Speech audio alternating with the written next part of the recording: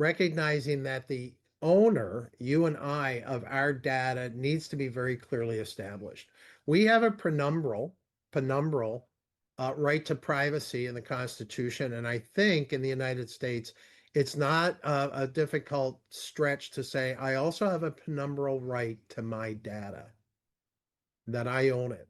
And Yeah. that the Amazons, the banks, the universities, the governmental units are gatherers of that data and might even credential some of that, like a driver's license or a passport or a university degree or a digital certificate of accomplishment. The issue now is, where should that be stored? Should that be stored just on the proprietary monolithic computers that these organizations operate? No, it's my data. That's my credential. I've earned it. That's my driver's license. I've been granted that. Welcome to the HR Huddle podcast, presented by Sapient Insights Group, the ultimate resource for all things HR. It's time to get in the huddle.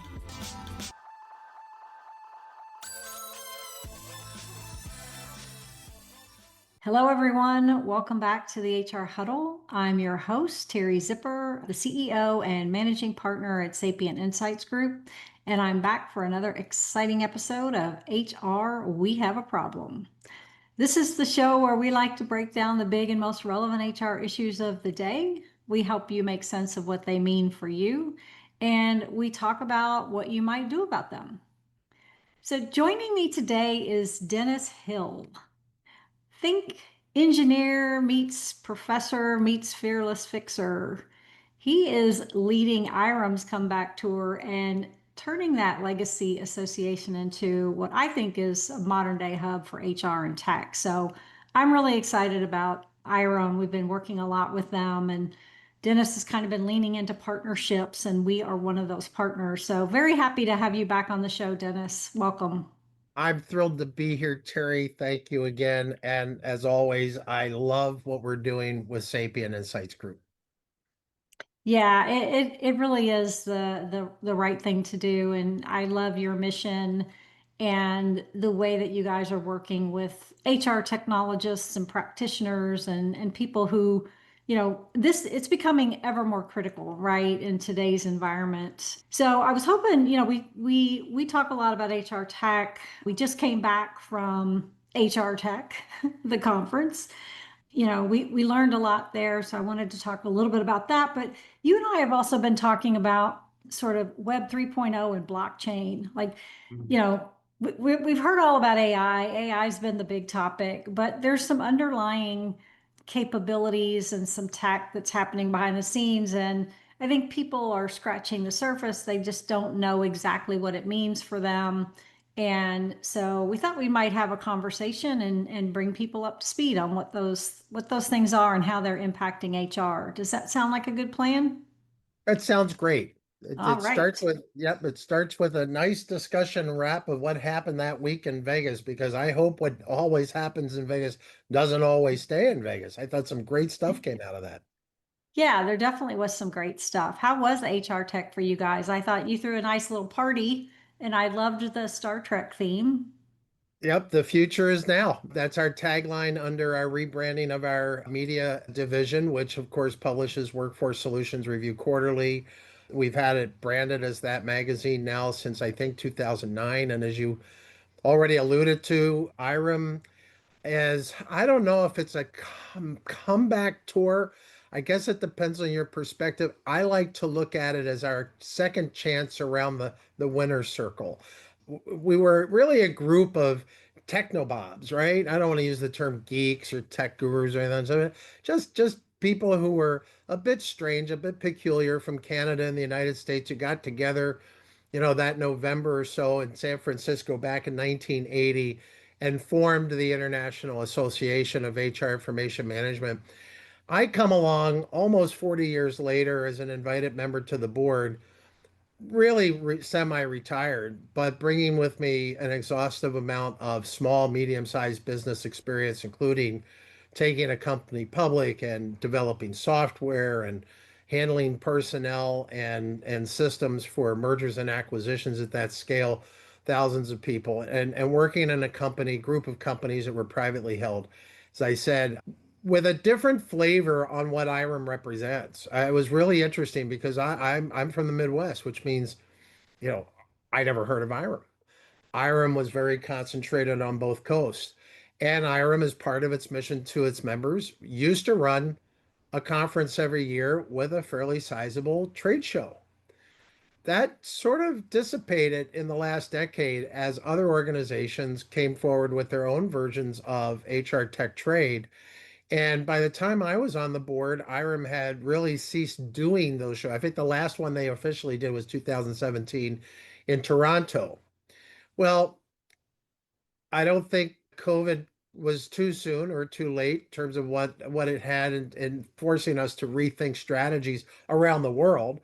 And my background, of course, was in partnerships and alliances from back in the days when I was a professor to also being a business owner. And reality for the board was recognizing that we need to focus on our wheelhouse and we need to do better through strategic partnerships of value. One of those, of course, which has long existed for 28 years, if I'm counting the number right, is with Sapient Insights Group and its predecessing organizations in producing this annual survey. What a terrific opportunity it is for us, and what great value you provide in that service every year, giving that insight into what the market trends are. So the same thing happened 3 years ago, maybe a little over that. Leanne and Rebecca from HR Executive reached out and said, "Hey, we'd like you to come on board as a partner for HR Tech." And that wasn't the opening conversation point, but it was certainly within the next two or three points. And of course, I speak the alliance partnership language very effectively. And here we are, 3 years now as a co-organizer and co-promoter for the event, giving the most professional development units you can get for your certifications, alongside our partners. I don't view SHRM or HRCI as competitors. I view them as complementary associations. And we're all working together to really advocate for and elevate the HR profession. So, what did Vegas represent this year? Another opportunity to elevate that profession by visiting the startups. I love the startups. I can't spend Yeah. enough time with the startups, but listening to what the big players are doing, some really great sessions. And of course, the honoring and the award ceremonies with HR icons, our own Master Key Awards, your recognition of the vendors that are out there. And the I guess the excitement and the momentum doesn't stop, whereas it used to.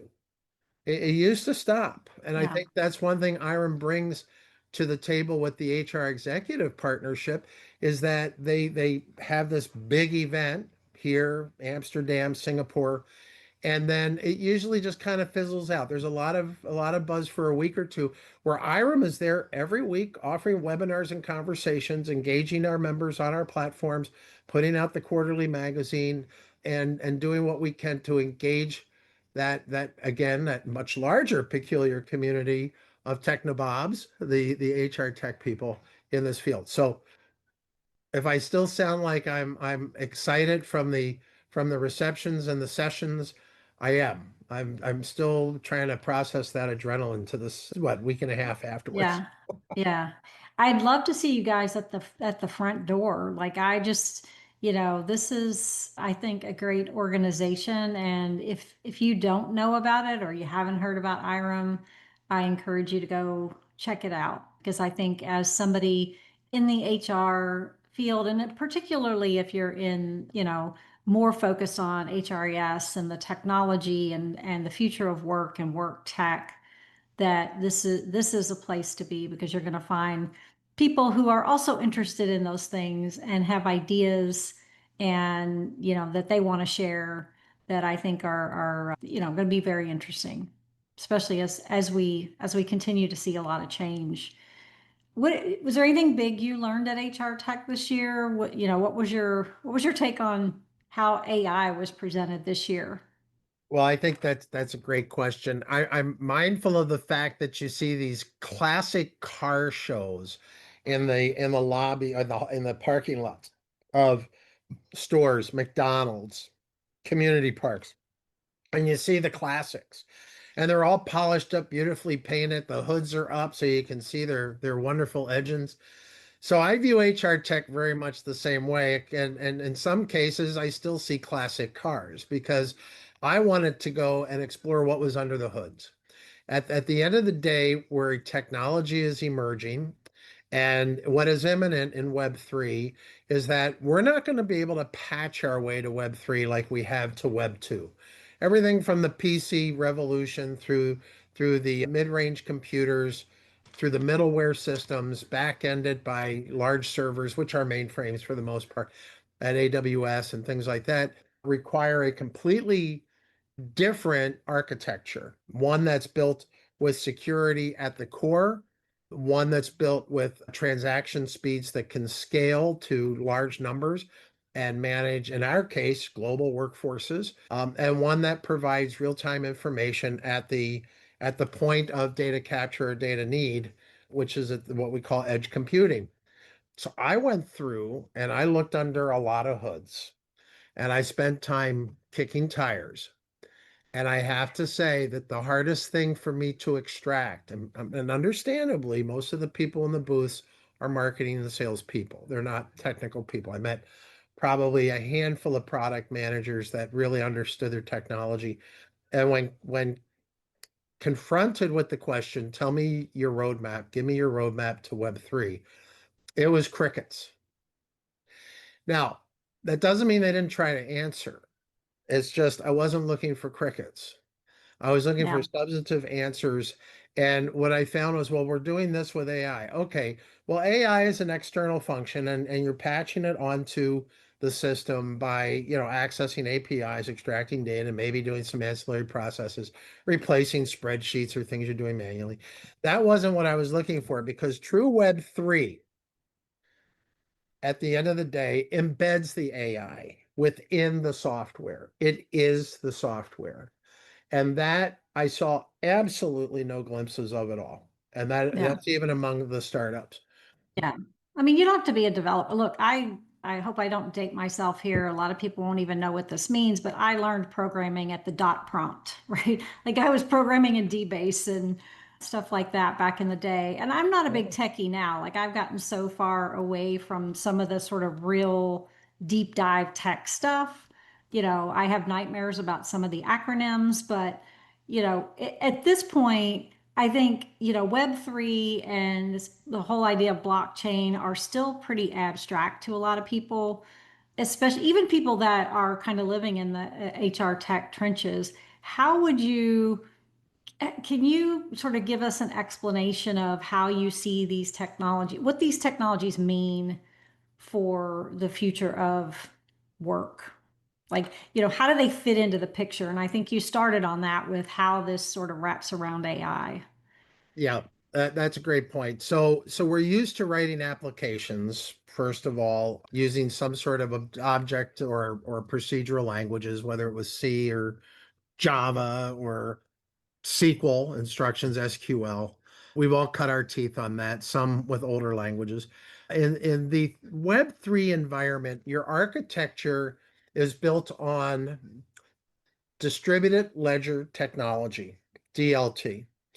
We commonly refer to this first generation of DLTs by their architecture, which is blockchain, a series of blocks in a linear chain where they're encoded or encrypted, referring to itself and to its predecessor and to the next chain element, the next block in the chain. And so as you assemble those, you can recreate a data record, an employee record, a resume, doesn't really matter. But each one of those blocks compose an element or a portion of that document, that record. And in a decentralized or distributed world, those blocks do not have to reside on the same hard drive. They can exist on farms all around the world, on different nodes all around the world, making that architecture extremely resilient and tolerant of faults and anything except a breakdown of the network. But even the networks are fault tolerant today. So when you're building your database in DBase or RBase, I go back to those days too, and Oracle, you you create these tables with these columns, and then you populate them, and that's your record. It looks very much like a spreadsheet. Mm-hmm. In blockchain, is very much the same way. You define the records, and instead of imposing them into a fixed table, you create them in a distributed ledger, just like a spreadsheet. A spreadsheet's a ledger, except this ledger has the ability to be broken into many pieces and scattered around the world. Now, that blockchain is like the basis of Bitcoin and many other common cryptocurrencies that we understand. And that area of technology we call fintech or finance technology. We call it in our field HR tech. It just doesn't sound as good as fintech, right? Her tech. I don't know. Doesn't make any sense to me. Not as But exciting. we could, and it actually sounds gendered, doesn't it? Gender her tech. It's her tech. No, it's not his tech. That would be okay. It's our tech. Maybe what we do is put an O out there in front of the HR, but I think Oracle would like that too. Or, Yeah. our tech. Our But tech. there's other architectures, and most people don't know that. And they also don't know that the computation of each one of those blocks takes a lot of energy. It takes a lot of time, which is why we're seeing the creation of these large data centers, not just to process AI applications, but also to create these very large and encrypted architectures that the software really resides on. So the architecture that I'm referring to and that I talked about in Vegas are DAGs, or what's called directed acyclic graphs. Imagine the blockchain is linear, chain, just a chain of blocks, to a web design now where the blocks are actually interconnected through multiple links. So you get a web type of design. These are DAGs and Merkle DAGs. And what's really interesting about DAGs is that they are 1,000 times, 10,000 times faster to compute the next block than a blockchain. A blockchain might take, well, it could take seconds to compute the next block, whereas I can compute 10,000 blocks in a DAG in a second. So now we've scaled the performance to a level with, again, an alternative distributed ledger technology that really is necessary for building products. I guess the way to look at it is cryptocurrency, good start, great way to cut our teeth, get people familiar with the technology, scare most of people away because they don't understand it or they think it's vaporware. Oh, the blocks will go away overnight, or what happens when the system goes down. That none of that applies. But here's the beauty of it. In order to break into one of these blocks, one of these elements, whether you're in a DAG or you're in a blockchain, there's a 1 in 15 trillion chance of breaking that. And even if you broke one, you'd still have to break at least 30% of them in order to compute enough of the data, gather enough of the data, or expose or breach enough of the data in order to steal it. So it's not possible. This offers that underlying central security foundation of future applications, which we have missed for 60 years. Security's always been an add-on. Oh, just buy this malware preventer, buy this virus preventer.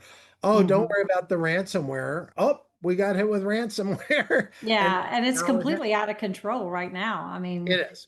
everybody's been impacted in some way about that. So So you we now have a mentioned, solution. We now have a solution to that, yeah, and a commercially viable mechanism besides blockchain that gives us that level of security. But that now becomes the architecture. How you just like you defined your database, you now hmm define your blocks in your yeah, new distributed ledger technology.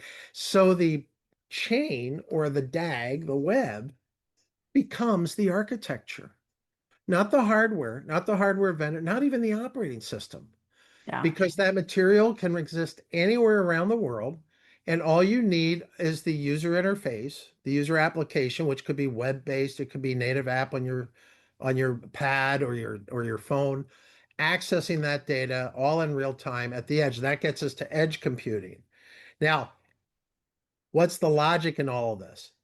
If you were an Oracle developer or you were an R-based, D-based developer, you had scripted languages.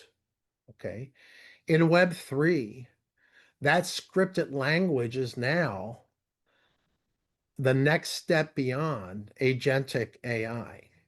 If you've worked with AI to date and you've done any kind of prompt engineering, it's not unlike playing around with Google inquiries. Some are very good at getting the answer by a Google search, some are not. The dangerous thing is everybody thinks now that they have Google that they're smarter than what they really are. So they just kind of this delusion, I'm smart, I'll just Google it, right? Or people get a little annoyed with people always asking them questions. Why don't you go Google it? It's become such a part of our vernacular. The same thing with AI. If you're a good you can be a great prompt engineer or a terrible prompt engineer, you're going to get different results. So prompt engineering is not the type of skill that everybody needs to have. And probably won't achieve much better than they've done at Google searches. But prompt engineering is what you use in order to create the self-modifying applications in AI using agentic tools today that are really autonomous. They run by themselves. And you Yeah. embed that becomes now your language under the hood on top of this blockchain. Yeah. Yeah. That makes sense. I think, the idea that we could write our own code with, and this is already happening, right? I mean, people are writing applications with, just straight up English on ChatGPT or whatever. So yeah, it's getting democratized for sure. You mentioned the decentralization of data, and I think that, that's one of the promises of blockchain is sort of decentralizing that data ownership and employees owning their own data, like that data goes with them.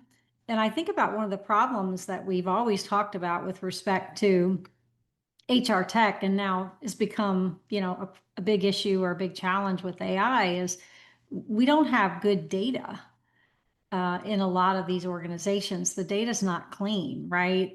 Or the data's incomplete.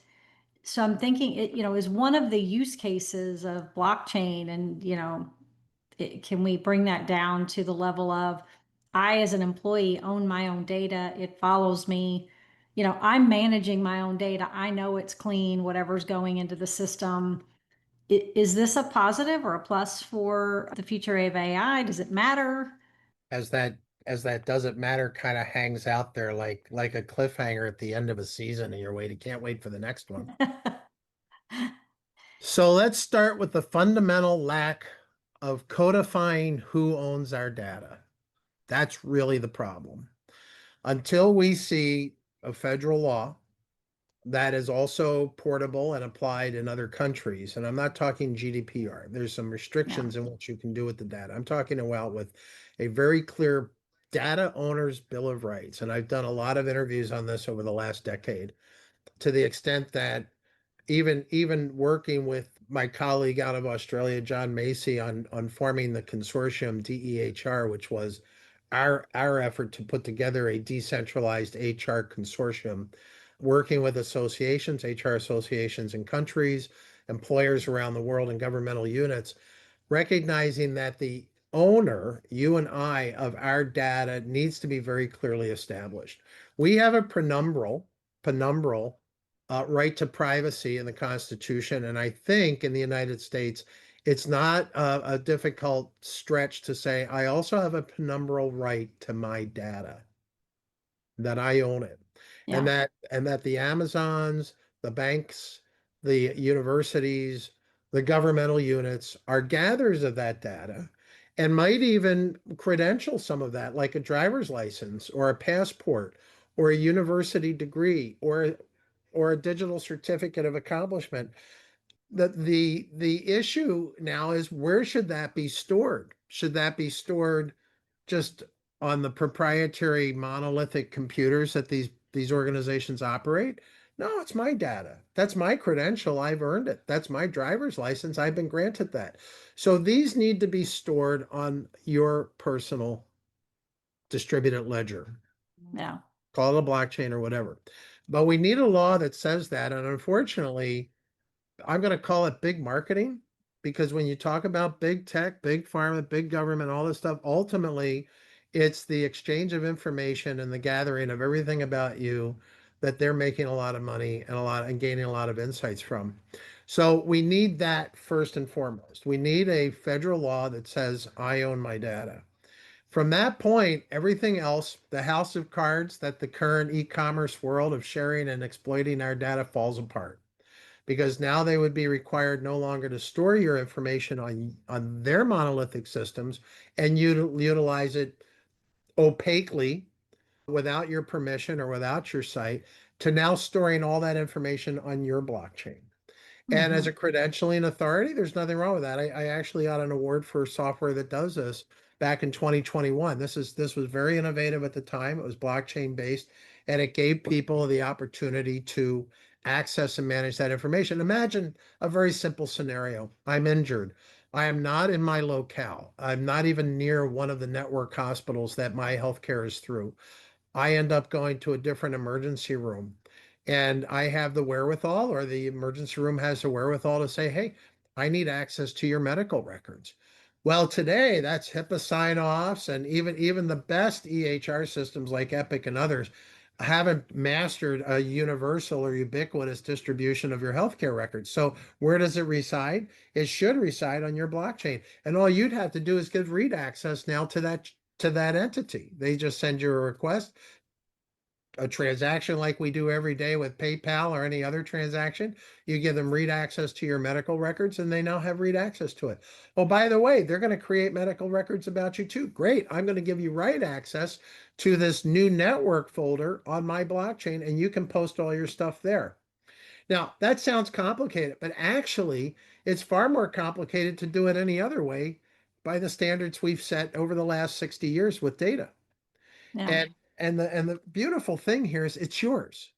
You control it. If you want to give people access to your shopping history from Walmart, Kroger, Amazon, and wherever else, you can do that and maybe even sell it for yourself. Yeah. I think, I don't know if I'm excited or scared about that, to be honest, like, having all of my information in this one bundle. But at the same time, like I'm still going to doctor or dentist or eye doctor offices today and having to sit there and fill out a form. Like, seriously? And the same goes, in business in some cases, especially smaller businesses, right? They don't Right. necessarily have the same capacity, but a lot of these new tech companies and smaller tech companies are picking up the slack there. I know, most of our stuff is done, we're a small company, but most everything we do is through our, HR system. So people aren't filling out paper, but yeah, it's still Well, out there. and all this data sharing was great, and part of, I guess, call it a Faustian deal, and people who aren't familiar with Faust can go do their Google it. They make their own Faustian deal with all of these, the big seven or whatever tech companies are out there, and they sign away their permissions to do this, which was great when we were getting tremendous services for free. Yeah. But now we pay 100 or $129 a year to one of those big seven just to get 2-day delivery and maybe some priorities, but they're still Yeah. capturing your data and marketing you. So I think the subscription model has taken over the free model. And I think the argument of giving up your personal information in order to have, quote, free access is bogus. I think that's part of the slippery slope, or the, how do I say this a little bit more imaginative? Oh, it's a house of cards built on a foundation of sand.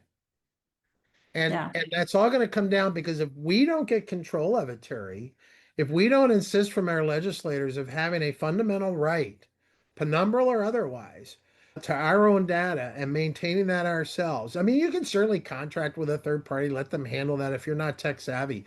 But I think today pretty much everybody has a smartphone. We've adopted these technologies. The security is there in wireless. The emerging tech is out there in fintech and blockchain. There's no reason why we can't own that data and control it with today's technology. Heck, the technology was available 6, 7 years ago when I first developed this app. And I'm not pushing the app, by the way. That company is long sold off. The intellectual property's gone. But I can sit on my soapbox and say it works. And if we don't do it, now you mentioned a word earlier that I did not. You mentioned democratization. democratization we could spend a whole nother hour talking about property ownership through tokens. I don't have to buy a home, right? Home ownership today, big problem. How about a fraction of a home? How about being able to afford maybe a home that I don't live in, but I have the opportunity to invest some of my money into a community by buying a fractionalized portion of a home. Now that's democratization. That's economic democratization in a crypto economy. And that's where we're headed. So, big transition point, not getting political. Biden administration in favor of a digital currency. Our friend in the White House these days in favor of cryptocurrency. Two completely different things, especially in light of what we see going on with digital ID Yeah. and social credits in the UK, of all places, right? Yeah. Where we watch the truckers in their anti-vax stand in Canada have all their digital accounts shut off by the government. Look, I am by no means a revolutionary, but I also fundamentally was raised in what I would call classical education, K through 12, that actually produced educated graduates, unlike today, that were taught that government serves the people. Before we move on, I need to let you know about my friend Mark Pfeffer and his show, People Tech. If you're looking for the latest on product development, marketing, funding, big deals happening in talent acquisition, HR, HCM, that's the show you need to listen to. Go to the Work Defined Network, search up People Tech, Mark Pfeffer. You can find him anywhere. Yeah. That's why this is a fundamental issue of data ownership, because the government, if it has control of all your information, there is no freedom. Okay. Yeah. They can shut things off. The beautiful thing about crypto is that it can be regulated to some extent, but there's no back door into your crypto. There's no back door Yeah. into your files, and those are all immutable. But with digital currency, like the previous administration was in favor of, they can basically flip the switch off and control you. One other aspect is the crypto economy, and I will do a plug for this. I do have a book coming out in a couple of months that lays out what we see unfolding in front of us right now as a quantum financial reset. And we hear about XLM and other types of cryptos that are out there and US stable coins and monetizing the balance sheet of the US Treasury. By the way, not the Federal Reserve. And we see a lot of bellicose conversations going on between the federal government administration and the Federal Reserve, because in a crypto economy, you don't need a bank. All the transactions are peer to peer. Yeah. So the idea of a central bank involved in managing cash flow and things like that really go out the door and go out the window completely. And so we're seeing this unfold. I do have a book coming out on it. I'm not sure what the final title will be, and I really don't want to leak it at this point. But we'll just say that I've taken the last 25 years and looked at two very remarkable people, both in business in their own regards, and then one who went into politics and the other one who continues in business. And I suggest that what we see unfolding is the result of every scenario being computed for the current administration and maybe the next two through an Yeah. AI, a proprietary AI. And that's the reason why we don't see too many mistakes being made, if any at Yeah. all. Oop, looking forward to that. It's fictional. Yeah. Well, Fictional based on that's reality. even more interesting. That'll be fun. Yeah, because I was thinking about, that last night, and I love my Chick-fil-A app because I can just boop boop, order what I want, pull up, and hey, it's my order. And I pulled up last night behind the car in front of me was paying cash. And, I was like, I totally respect that. Like, I still like carrying cash. Like, I'm not sure I want my cash to go away. Can crypto be that cash? Maybe, right? Can that become the replacement? But it was sort of this, like, I'm so used to just everything on the card, like, just throw it on the card, pay it at the end of the month or whatever. But I still like the freedom of, if I want to whip out a $20 bill, I can do that, right? Did you try it in Vegas?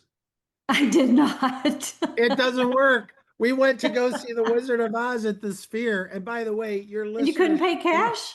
you got to listen to this. Your people need to, if you do nothing between now and revising your bucket list, and this is so shameless because I love tech, go see the Wizard of Oz in the Sphere. It is a life experience that you'll never have in a conventional, even a surround sound theater, all of that stuff. It Yeah. is fantastic. But I tried to buy popcorn in the water, which came to less than $20. And I ripped out a $20 bill and they said, sir, we don't take cash. Yeah. And we're hearing that more and more everywhere, every day. Plastic is preferred, but not the kind of plastic that we, our generation, was raised on, not the credit cards. They want debit cards. That's gotten Yeah. us used to things like, and I'm going to bring this back now to HR. Half a dozen companies offering same day, next day pay solutions Yeah. Yeah. at HR Tech. It's no longer a maybe or a possibility. It's actually a competitive advantage in recruiting people to let them know that when they earn their pay that day, they're going to see it in their bank account the next overnight pay. Yeah. Why And it shouldn't they? doesn't well, and it I doesn't mean, and it doesn't matter. It yeah. really doesn't matter if it's a Federal Reserve note that's underlying it or the gold in Fort Knox. Okay, it really doesn't matter. What matters is it is a legitimate currency that's staked. And again, I did a whole year course teaching people about crypto economy and economics and what that really means. But the stable coin values are out there, backed by what? What's going to stake this? The US Treasury's assets that contain what? Precious metals and land, the real estate in which there's petroleum and mining opportunities for minerals.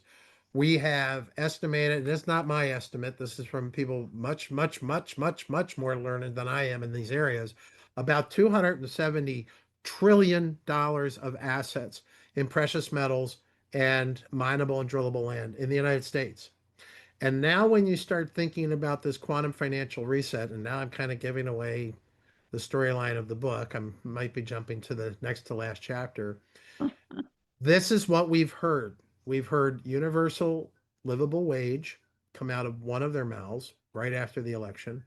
And in recent months, the monetization of the assets, not on the Federal Reserve's balance sheet, which, by the way, looks like they're going to lose money this year for the first time ever. And there's a reason for that because there is a financial reset underway. But the assets of the balance sheet of the US Treasury. And that's why you heard so much about taking an inventory of our precious metals and why there's this association going on. So what happens when you find out that you're no longer basing your monetary system on the full faith and credit of a government that everybody thinks is corrupt? Well, now you have it staked with $270 trillion of actual assets. What's that wipe out? Federal debt, consumer debt, education debt. We no longer become a debtor nation of any kind. We become a creditor nation. And again, America is propelled to that level of preeminence, if not ultimate status as the world reserve currency, whatever they call it, in a completely new crypto economy. This is exciting. You and I are going to see this before we go into hospice care. I hope so. So if I'm an HR technologist, let's kind of bring this back to, because we could go on and on about, all the things that are going on and have nothing to do with HR in some sense. But if I bring this back to the listeners, are there a couple of like specific use cases that you see that they should be paying attention to right now for blockchain and how, just give them some ideas of the things they should be thinking about? Well, the things that keep them up at night are the things that have kept them up at night for decades. What happens if we can't process payroll? What Yeah. happens if our records are inaccessible? What we need to be doing is not turning our departments or our manufacturing, retail, distribution, logistics companies into software development companies again. We need to be working with the software vendors and seeing where they're at in terms of a roadmap to begin incorporating this technology. I was amused by a presentation in Vegas where they were talking about early adopters. Look, HR technology technobobs are just we like early technology, right? We're the first ones to get 5G phones. We're the first ones to get the nice 4 megapixel cameras. We like having the best Intel processors on our desk and that sort of thing, right? Yeah. We might even have, like, I have three monitors on my system. I had six at one time, but I've retired, so I've reduced the number of monitors I really need, right? HR people need to be technically fluent, not just technically savvy. You need to be able to articulate clearly your expectations. You've always needed better security. You've always needed better access. You've always needed faster processing, right? And now you need all these transactional activities that you used to do that are remnants of the clerical stage of HR, upgrade it so that they are autonomous and automated. I'll give you a really good example. Business rules. How many applications have people implemented and they have to create the business rules? And it's sometimes such a drudgery that they just surrender to the vendor They and the never get vendor's it business done. rules. Yeah. Well, or Yeah. they surrender to the vendor's business rules, in which case they now spend a whole lot of time complaining that the vendor doesn't do this and the vendor doesn't do that. And the product doesn't do what it says they would do, right? Well, I don't even, I gave that joke out in Vegas. The whole software salesman dies and gets to choose between heaven and hell. But the benefit of of an informed HR leadership team is in, yes, have your data analytics people, have your, especially I'm thinking enterprise class organizations. You need to be able to address things like competitive pay processes. You need to be able to address these security issues, all the things you've done before. But we need to set the expectations with our vendors to begin asking them, are you early adopters? What are you building your large language models on? What are you doing in terms of putting under the hood this well, really the artificial super intelligence ultimately is what it is, instead of just the artificial general intelligence. What's the application? It looks at your data, it creates the patterns, it understands your policies and procedures, and it begins to optimize the internal processing of that information, making recommendations as to, hey, these are your business rules right now, but you'd have less jeopardy or less legal exposure if you implemented these additional procedures or these additional items in your handbook. And who's reading the handbook? Who's tracking that? I mean, how many people sign off getting their handbook? Yes, I have read, I've received, I've read, and I understand what I've just been given. And there's no proof of that. Yeah. There's just their signature on a piece of paper. There's all of this accountability kinds of stuff that now will come up that is really a nightmare for HR people to track, thus the proliferation of spreadsheets over the years, regardless of what great system they buy. And now we have the ability to have under the hood a collaborative intelligence that will work with us to help really improve our HR processes, streamline things. Remember what I mentioned, I think, again in Vegas, the average company utilizes about 16 different applications. This might even have come out of a Sapient study at some point. 16 different applications that touch HR. One company said 20 in my class that day, and I've heard as many as 25. Well, that's an argument for integrated platforms as a service, or iPaaS, but it's also the reason why we need to have good tools underneath the hood, this autonomous or artificial general intelligence that's really a collaborative intelligence. It goes beyond agentic. It actually works with us. It's analyzing the processes. And I don't need a room full of developers and programmers. The software does that. So the onus is on the large software vendors, and I can drop names as much as you can, right? We got Oracle, we got Ripley, you got UKG, you got Workday. And what's interesting is that there is no dominant player, regardless of what people claim in their marketing literature. None of these companies, not one of them, has more than 9.5% market share. And I haven't seen this year's study, we'll see. But 9.5% market share by the number one company means that there's a lot of people that have much smaller percentages of market share, which means the market is highly fragmented.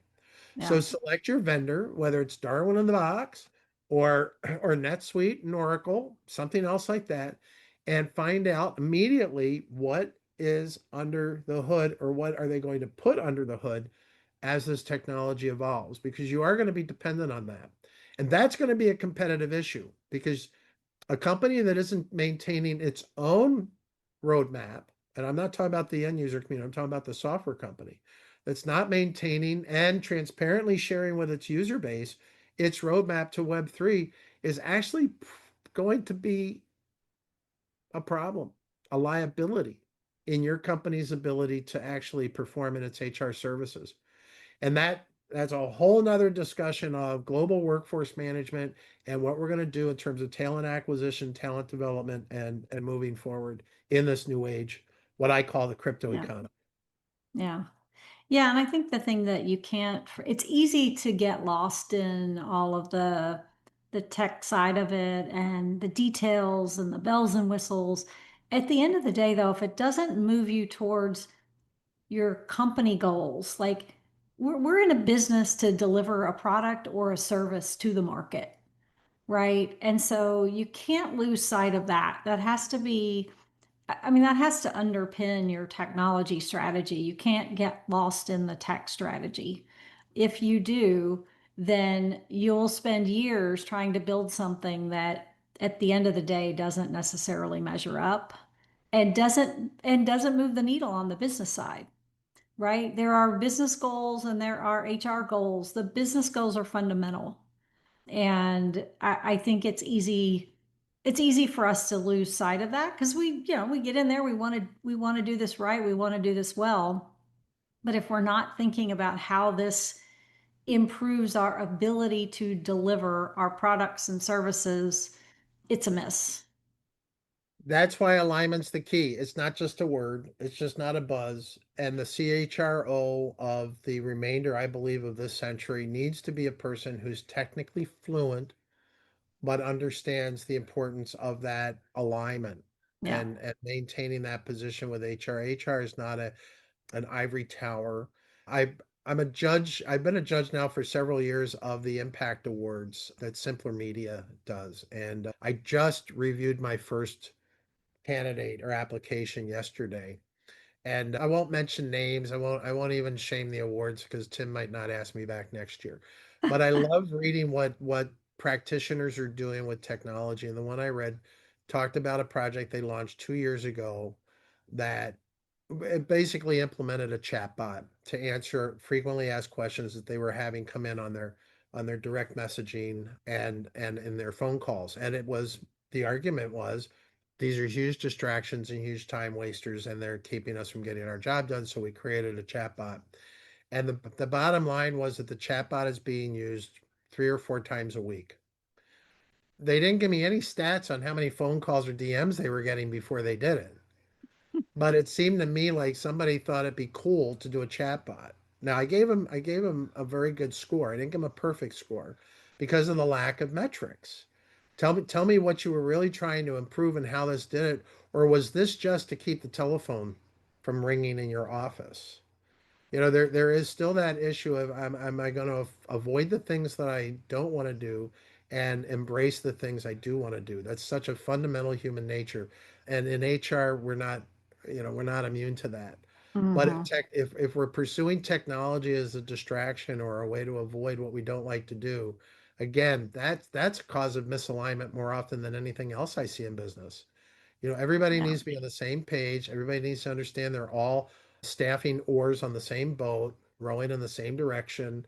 HR is a critical, if not pivotal point, but at the end of the day, we need to be aligned.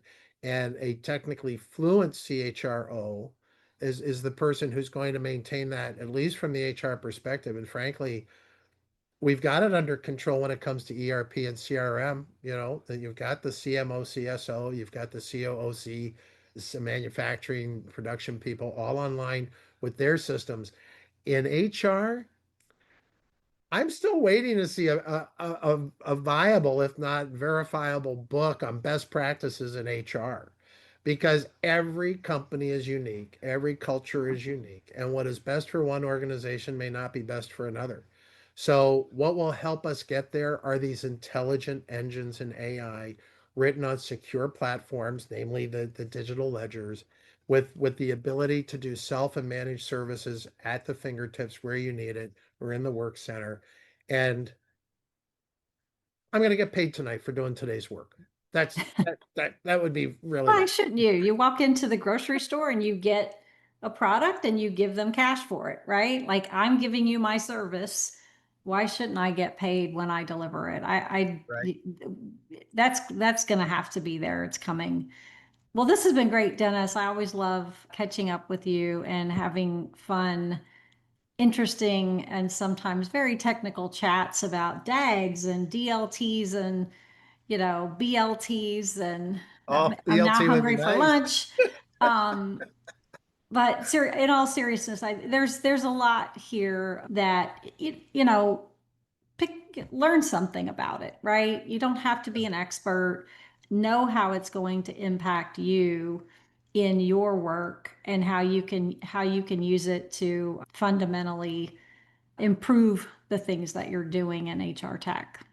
Well, and I I guess the words I gave the people from IRIM who were at HR Tech from our board, okay, and I try to realize and recognize the fact that we're a volunteer board. These are all practitioners in the field. Yeah. I'm the guy who's retired but not expired, so I have a lot of time to work on these things, and I absolutely love that. And I'm GSD certified, and if you don't know what GSD does stands for, just direct message me or something like that. But HR people get stuff done, right? Yeah. So, you come through that. Dave Ulrich had a beautiful piece today on LinkedIn talking about failure, embracing your failure, why that's important to learn from. So what my marching orders were, if they can even be called marching orders for HR Tech to these board members, was have fun, learn, and make new friends. And if HR can't do that, then we can't expect that of the people that we're helping to service in our organizations or for our Yeah. employees. We Yeah. need to always maintaining a certain amount of fun about life. I think COVID kind of put a big splash of sunlight on life work balance. And yes, I say life work balance because I'm mindful of the priority of life over work. We don't live to work, we work to live. So that's why I do life work balance. But the other issue is learning. We're not getting off this treadmill. If you expect to be a contributor to commerce in any way, shape, or form, you must commit to lifelong learning. And then that journey, especially for HR tech people, you might be a single person, a sole individual in your organization, or you might be the only HR person in an organization. Yeah. You're not alone. And organizations like IRIM are a place for you to make those connections, have people that you can access literally 7 days a week. I don't know anybody who would deny offering free advice, support, or insights on any problems that they might have. And I think that's a genuine and authentic mission. And I'm proud to be the leader of that organization at this time. Yeah, that's great. Check out IRIM. I think it's a great organization, and what Dennis and the group are building, I think, is going to help all of us be smarter and better and more educated and learned about these things for the future. So go check it out. Also, the annual HR system survey report will be out shortly by the time you hear this podcast. Some of the segments are already out. So I think payroll, HCM, and emerging tech are out and available up on our website at sapientinsights.com. So go check that out. And be sure to listen to Stacy and Cliff next week when they spill the tea on HR tech. Also want to thank our sponsors. I want to thank our producers, the Brand Method Media Group. I want to thank our marketing team who gets this out to you guys every week. And I also want to thank you for tuning in. We really appreciate it. That is all the time we have for this week's episode of HR We Have a Problem. If you enjoyed the episode, leave us a review or subscribe to it so you get this every week when it comes out. You can also drop us a line on the website if you want to chat. We will be back in 2 weeks with another episode of HR We Have a Problem. Thanks, everybody.